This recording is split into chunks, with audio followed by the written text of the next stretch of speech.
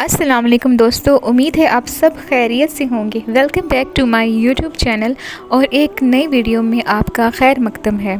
آج ہم بات کرنے والے ہیں ایک بہت ہی امپورٹنٹ ٹاپک پر کہ دعا کس طرح سے مانگنی چاہیے، کیونکہ بہت بار ہم یہ محسوس کرتے ہیں کہ لوگ دعا مانگ تو لیتے ہیں لیکن اس کا طریقہ صحیح نہیں ہوتا، نہ تو اس میں کوئی ترتیب ہوتی ہے اور نہ ہی اس جذبے کے ساتھ ہوتی ہے جس کے ساتھ ہونی چاہیے۔ اور جب ہم چاہتے ہیں کہ ہماری دعا جلدی قبول ہو تو پھر ضروری ہے کہ اسے ایک ٹھیک طریقے سے کیا جائے۔ یہ کوئی مشکل کام نہیں ہے، بہت چھوٹی سی چیز ہے، لیکن اگر ہم اسے فالو کرتے ہیں تو یقیناً ہماری دعا میں اثر ہوگا اور ہم اللہ سے وہ سب کچھ مانگ بھی سکتے ہیں جو دل میں چھپا ہوتا ہے۔ دیکھیں، اللہ خود چاہتا ہے کہ اس کا بندہ اس سے مانگے، اور یہ بات ہمیشہ یاد رکھیں کہ اللہ کو شرم آتی ہے جب کوئی اس کے سامنے ہاتھ اٹھائے اور وہ اسے خالی ہاتھ واپس بھیج دے۔ سوچئے کتنا پیارا اور حیا والا ہمارا رب ہے۔ تو اس چھوٹی سی بات کو روٹین کا حصہ بنا لیجئے۔ ہر فرض نماز کے بعد دعا تو ضرور مانگنی چاہیے، لیکن دن میں ایک وقت ایسا ضرور نکالیں جب آپ ڈیٹیل میں آرام سے کسی بھی ڈسٹربنس کے بغیر صرف اللہ سے بات کریں، دل کی بات کریں، رو کے مانگیں، مسکرا کے مانگیں، لیکن ہر لفظ میں اخلاص ہو، تبھی دعا کا اثر ہوتا ہے۔ تو بس آج سے اس طریقے کو فالو کریں اور دیکھیے گا کہ کس طرح آپ کی زندگی میں اثر آتا ہے۔ دعا کا اصل کنیکشن تبھی اسٹرانگ ہوتا ہے جب ہم اسے سمجھ کر یقین کے ساتھ اور ترتیب کے ساتھ مانگتے ہیں۔ سب سے پہلی اور ضروری چیز، دعا کی شروعات ہمیشہ درود شریف سے ہونی چاہیے۔ درود کے بنا دعا ادھوری رہ جاتی ہے، تو ضروری ہے کہ ہم شروع میں بھی درود شریف پڑھیں اور جب دعا ختم کرتے ہیں تو اس وقت بھی درود شریف پڑھیں۔ یہ ایک بیسک کرائٹیریا ہے دعا کا کہ ہم اسے درود سے سٹارٹ کریں۔ پہلا سٹیپ ہے درود شریف، یعنی شروع میں بھی اور آخر میں بھی، بنا اس کے دعا کا آغاز مت کریں۔ دوسرا سٹیپ ہے سورہ الفاتحہ۔ یہ تو ویسے بھی ہم روز کی ہر نماز میں پڑھتے ہیں۔ الحمدللہ رب العالمین الرحمن الرحیم مالک یوم الدین۔ یہاں ہم اللہ کی تعریف کرتے ہیں، اس کی شان بیان کرتے ہیں، اور جب ہم کہتے ہیں ایاک نعبد و ایاک نستعین تو ہم یہ ایکسپریس کرتے ہیں کہ یا اللہ، ہم صرف تیری ہی عبادت کرتے ہیں اور صرف تجھے ہی سے مدد مانگتے ہیں۔ اس کا مطلب یہ ہے کہ ہم تو واقعی بے بس ہیں، کمزور ہیں اور صرف تیرے ہی محتاج ہیں۔ اور اسی سے شروعات کر کے جب ہم اپنی دعا کو آگے بڑھاتے ہیں تو اگلا سٹیپ یہ ہے کہ اللہ کی خوب تعریف کریں۔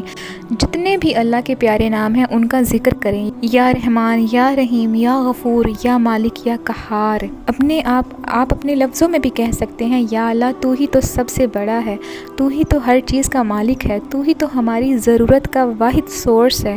اگر تو نہیں دے گا تو کون دے گا؟ اگر تو معاف نہیں کرے گا تو کون کرے گا؟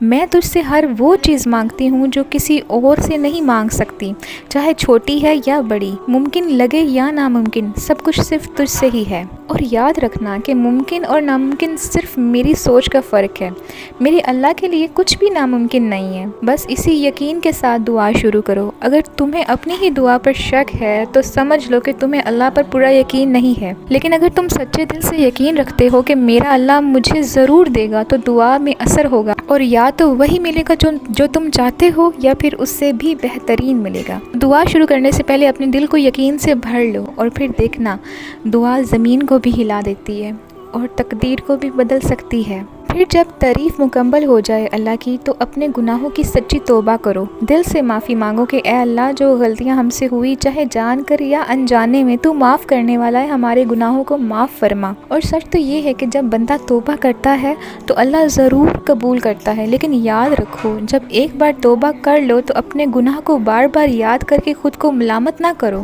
یا شک نہ کرو کہ اللہ نے پتہ نہیں توبہ قبول کی ہوگی یا نہیں کی ہوگی۔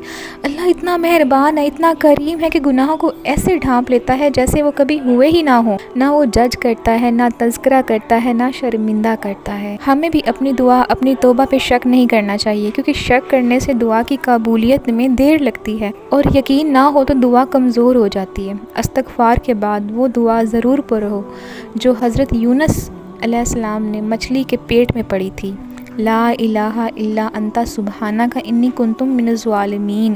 یہ دعا اتنی طاقتور ہے کہ اللہ نے اس اندھیرے، اس تنہائی، اس ناممکن صورتحال سے انہیں نجات دلائی۔ اللہ سے کہیں کہ تو جب انہیں نکال سکتا ہے، حضرت یونس علیہ السلام کو مچھلی کے پیٹ سے نکال سکتا ہے، تو ہمیں کیوں نہیں، ہمیں اس مشکل سے کیوں نہیں نکال سکتا؟ جو یہ لفظ ہے نا ناممکن، یہ مومن کی ڈکشنری میں ہونا ہی نہیں چاہیے، کیونکہ جس سے مانگ رہے وہ دونوں جہانوں کا بادشاہ ہے، سب کچھ اس کے اختیار میں ہے۔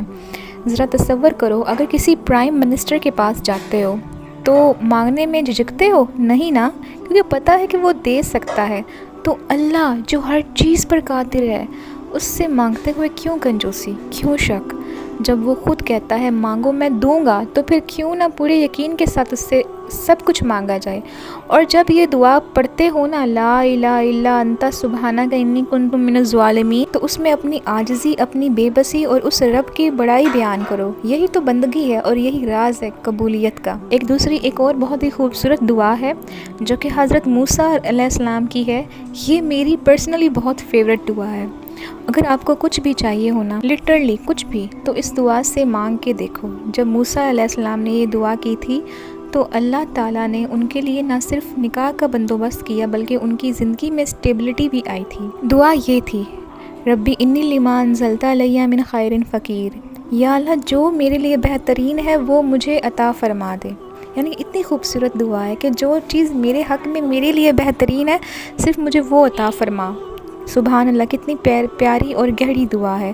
اور یقین رکھو، اگر تم بھی اس طرح مانگو گے تو ضرور اللہ کی طرف سے کوئی نہ کوئی خیر ضرور آئے گی۔ دیکھیں دعائیں تو بہت ہیں، اتنی کہ گن بھی نہیں سکتے، مگر یہ میری چھوٹی سی پرسنل لسٹ ہے ان دعاؤں کی جو مجھے لگتا ہے کہ جیسے کسی سیکرٹ کوڈ کی طرح کام کرتی ہے۔ آپ بھی سوچتے ہوں گے کہ کم ایفرٹ ہو اور رزلٹ بڑا ملے، تو بس یہ دعائیں بھی ویسے ہی کام کرتی ہیں، تھوڑا پڑھو اور اثر بڑا دیکھنا۔ ایک اور زبردست دعا ہے جو اپنی دعاؤں میں ضرور شامل کریں، حسبنا اللہ و نعم الوکیل، یا اللہ تو ہی ہمیں کافی ہے، تو ہی بہترین کام بنانے والا ہے۔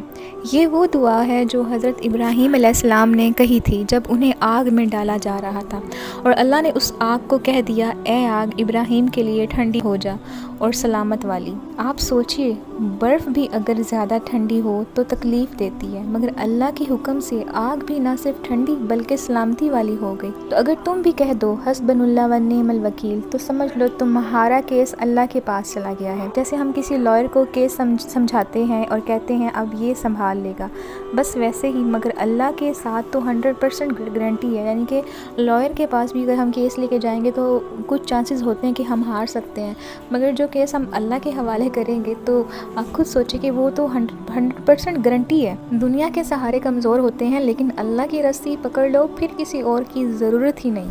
یہ جو ساری دعائیں ہیں نا، یہ میری پرسنل لسٹ کے جیمز ہیں۔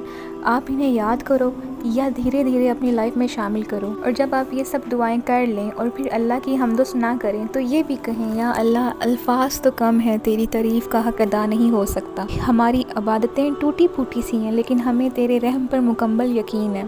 اللہ کو دوست بنا کر باتیں کریں۔ جب اللہ ہمارا دوست ہوتا ہے نا تو ایسی یاری نبھاتا ہے جو کوئی نہیں نبھا سکتا۔